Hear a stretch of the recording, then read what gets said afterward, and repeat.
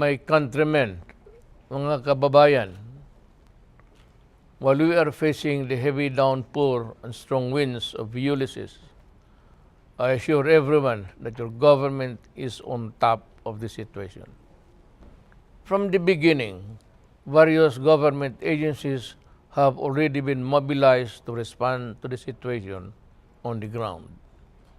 I renew my call on all local government units and concerned agencies to ensure that the well-being and safety of our people remain the top priority.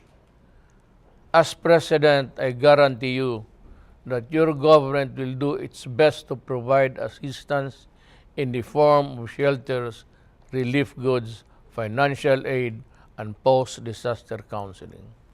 Rest assured, the government will not leave anybody behind. We will get through this crisis, I assure you. As one nation, kapit po tayo, mga kababayan, magbayanihan po tayong lahat. Alam mo, meron tayong mga assets na bago. The Coast Guard, may yung gamitin nila sa tubig, the fast vessels that are with the Navy, and yung Air Force natin, marami tayong helicopter na as long as the weather is still whirling, umiikot pa yung hangin, hindi pa makatrabaho, hindi makalipad. But all of this, lahat, pati mga sundalo, nauna na po yan. Yun pa lang, yung pag dumating ang advisory sa atin, nakapundo na yung mga tao. The goods are there. The people have been mobilized and deployed. Kaya pagdating ng bagyo, nandiyan nagtrabaho na sila.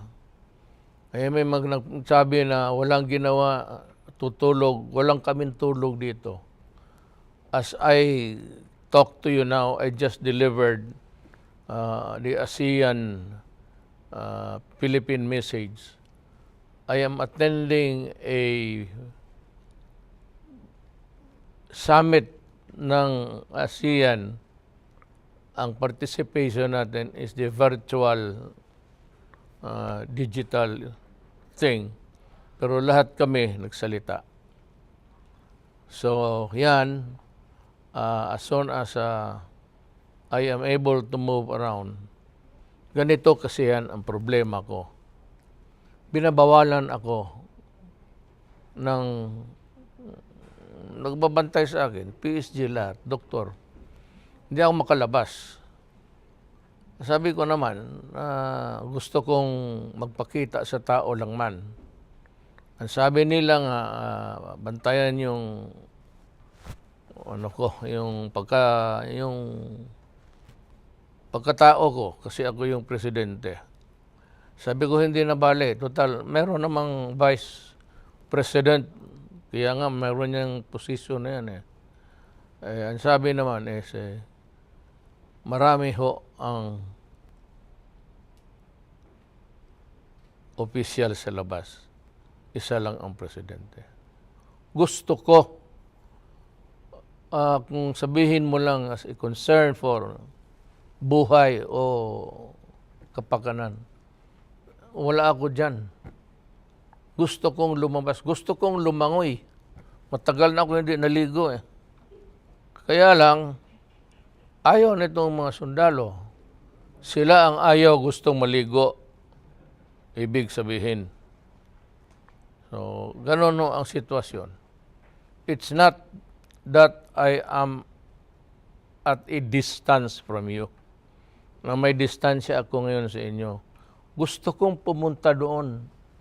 Makipaglangoy nga sa inyo. Ang problema, pinipigilan ako. Kasi raw, pag namatay ako, isa lang ang presidente. Sabi ko, may vice president naman.